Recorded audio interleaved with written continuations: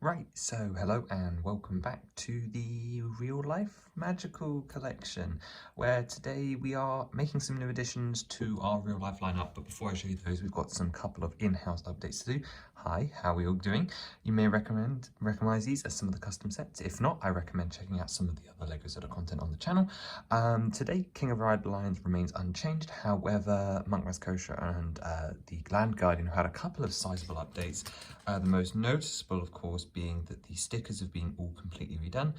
They've been varnished over the top and relayered, so hopefully this time they won't peel. This is attempt 4 on stickers, and fingers crossed it's finally going to stick. And the same is true of Monk Raz Kosher's face. He wasn't looking too bad last time, but about a couple of weeks after you saw him on camera, things went downhill rather dramatically. Next new thing is, of course, we've seen this updated Link version before. However, now I have managed to get a permanent satchel to go across his torso, and I think I'm finally happy with this figure. We finally got him in skin tones with the dual molded legs and with some accurate real-life printing. No more custom sticker for him as it was faded and needed a white background. Still got the custom Hylian shield. Probably going to do something about that. Kind of want to turn it into a different type of shield that doesn't use an official piece. This one is based off Skyward Sword, and then you've just got the sword piece. I'm happy with him until we get an official one now. Meanwhile, our Zelda, on the other hand, has had no changes, apart from one lovely new piece, which isn't a canon item, but something I do want to show you nonetheless. This is a sticker found inside one of the new friend sets, Alia's room, and I just had to. I had to get the set for this. I think it's very clear who this is, right? You've got even a blue torso of a Breath of the Wild elf version of Link, and then a Zelda in a purple dress, which would be more Twilight Princess. But there's no way that the designer, at the very least, wasn't referencing it, even if it wasn't hinting at a theme to come. But Once Upon a Time on the inside cover, fantastic piece. Very glad to add that to my IRL collection. So let's add that down there.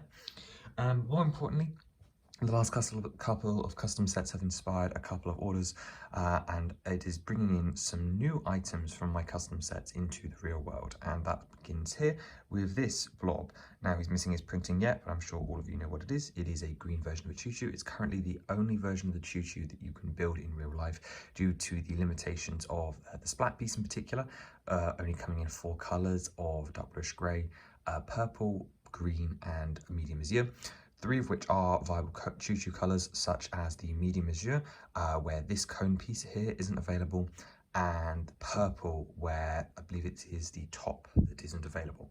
So some limitations there, but hopefully as we see the gear piece come into more colours, we're seeing more variations on the Wind Waker choo-choo design that can be made. However, here enough, I think he looks fantastic. You can just imagine him squelching onto the ground. He's our second Wind Waker item, our second item from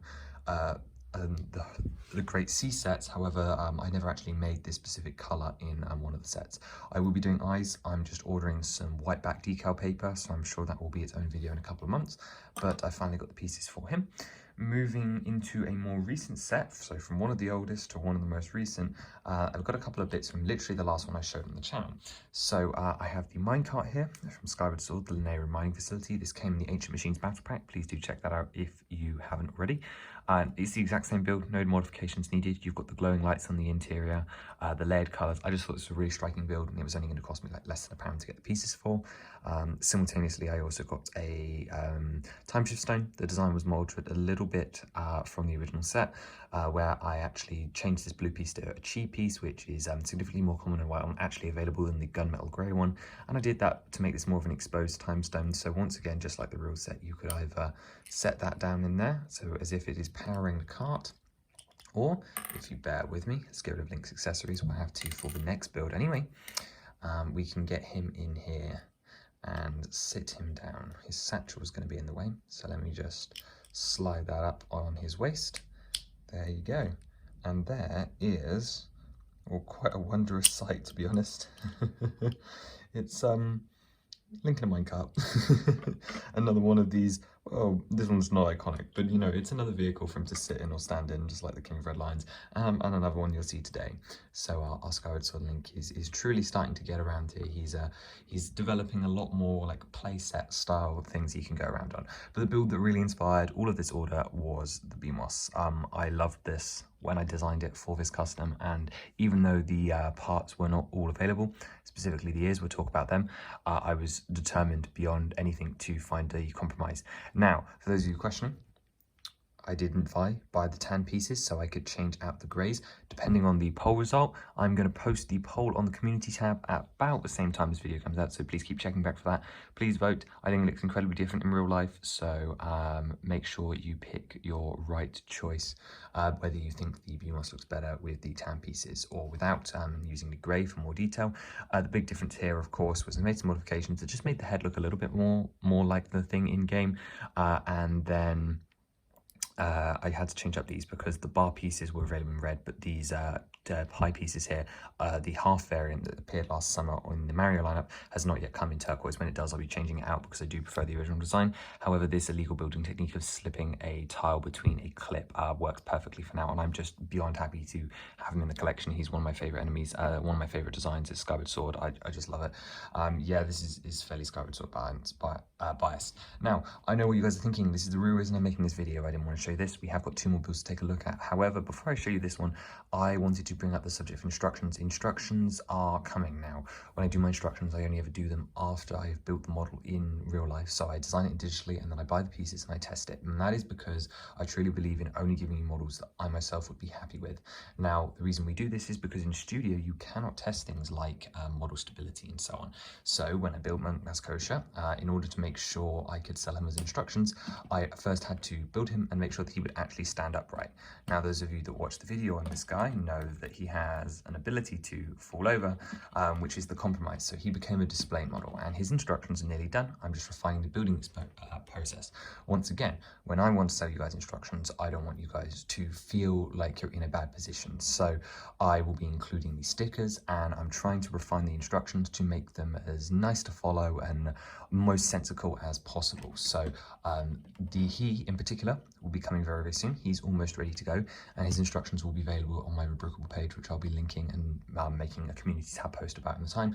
So if you're excited for instructions for any of these builds, everyone here interested in any of the instructions, or in fact anyone here, King of Red Lion, Land Guardian, including his stickers, the beamos, the chew or the minecart, they're all going to be available over the coming months. The plan is some of them will be grouped. A lot of these smaller ones will be free. Like these 2 here, I'll be giving these instructions away for free, as the builds are simple, along with the chew. Monk Kosher will unfortunately be slightly charged, but that is just about the amount of work that has gone into him. However, without further ado, we have 2 more builds to take a look at, and why I bring up the instructions is because the next build I'm about to show you is one I've been looking forward to for ages, but unfortunately has not gone the way we want. So for those of you just telling me to upload the instructions in any form, this is why I won't. Now, here is Link's loftwing. And at first you might go, oh great, it's another build in real life, can't wait to get the instructions, this looks fantastic. Yeah, it does look fantastic, but the flaws are already becoming apparent.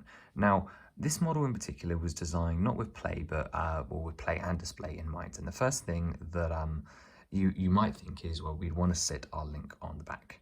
And in theory, in studio, I thought we could. Yeah, no, you can't. And that is purely because the bracket piece, which I wanted Link to like lie down on here, interferes with the hinges, and that means he can't actually clip on, which means unless you leave him here loose, let's swing his arms up in the air and go on the neck, he can't really hold on. That's a problem because I wanted you to be able to swoosh this around. Secondly, I'm in love with the colors. This is fantastic. However, I definitely want to attempt to redesign the wings. I think they're a little sparse. It's the lowest on my priority list. And there's the biggest part of my priority list. The head had an incredible structural flaw. Meant it was practically, it's almost broken, basically. Yeah, you could argue that stuff like this was supposed to fall apart and so on. Like things like this happen. However, this is just too far. This is not a model I am willing to ship or potentially even make people charge for. There is a internal flaw with the head, and even on display, even in posability, it just doesn't work. Something obviously wasn't quite the same back then, or maybe my quality just wasn't as good on that kind of model, but either way, it needs to be redone. So for those of you asking, why don't I just ship the instructions for like the Harley and Shield, is because I know there's going to be flaws and they must be fixed. So I hope that gives you some more reasoning. This is an actual example in real life. His wing parts are now falling off as well. of why I don't just ship bad quality product to you. I like to work on it first. So he will be a little bit more delayed because I have to retest him. However, I'm going to be working on it. So again, I hope that his instructions will still be out in the first half of this year. As for the rest of the model, I'm beyond happy with just how it looks. Its scale is all right, but everything else just felt a little bit janky. That one was not as enjoyable to turn into real life as thing. And to round this off, we have, he's poking at screen, we have something that isn't actually mine. This makes a big change. Usually all the stuff we do is based off the custom set showcase, meaning they're all stuff that I've designed, and this is, while still technically my design, not my design. So, of course, this is a Brickhead version of ghirahim. I love this character, however, as a minifigure, I don't think you can get him detailed enough, at least with my custom knowledge. So I resorted to having a Brickhead version, and I want to have a couple more like Brickhead styles. They're just not high up my priorities. However, I had one in a file which I made years and years ago, which was absolutely awful. I then proceeded to get a designer's, his name's on the screen, a couple of years back, and again, still wasn't 100% in. And then I saw the who was it, the version, the Dr. Brickheadz version over on Rubricable, and I really loved his body style. So I kind of merged the two designs. So up until about here, it's entirely pure as Dr. Brickheadz. The cape is entirely custom because I wasn't happy with either of them, and then the face is also a hybrid using stuff like the eye color on the Dr. Brickheadz version, the parting up here. However, the rest of the face is this original designer's on the screen, which it had the earring, which I really loved. And yeah, we're sort of missing the belt style, but I do prefer this. Now I'm missing one piece, which was the chain. It just didn't come in my order, but this is fantastic. Look at the cape flows that I managed to get. We'll focus on that because that's actually my own design element. I love the earring, that's fantastic.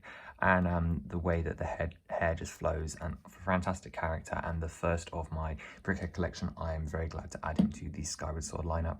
Of course, he will of course eventually be joined by Link, hopefully a Demise, and hopefully the Master Sword as well. So he will be a big part of the collection going forward. However, the focus is still on the custom sets getting turned into real things.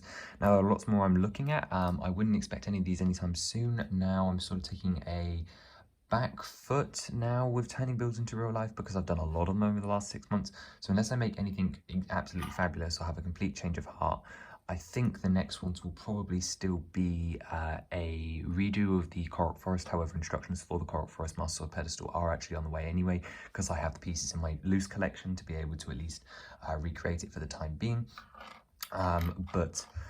In the meantime, there's that one. I'm looking into the big Octo from Battle of the Great Sea or Great Sea Adventures. I'm looking into the Prince Rallis Wagon Escort. I'm looking into the castle wall segment from our big giant castle, the one that's still ongoing. We're building it in minifigure scale, and I'm looking into getting a wall segment from that buildable so that you guys can have portions of your IRL castle. And then I'm also looking into some Wave 3 stuff. So there's a variety of things coming, including the Koga Bust eventually is the hope, and of course the Hylian Shield is always in development. It's just one of those really, really long ones where there's a lot to test, there's a lot to check, and then we've got to see what else needs to be fixed. And I hope that the loftwing really has proved to you guys why I think it's important and necessary. So I hope you enjoyed this look at the updated collection. Go check out the community post and vote on your favorite beamos design. Now we have them in real life. Let me know what you thought of these builds, and of course check back on the community post for updates on the instruction release schedule. I'm getting really, really close now, so I'm really, really excited. There will be lots of free offerings and then a couple of more premium paid offerings as well. So in the meantime, have a wonderful rest of your day. I'll see you next time. Bye bye.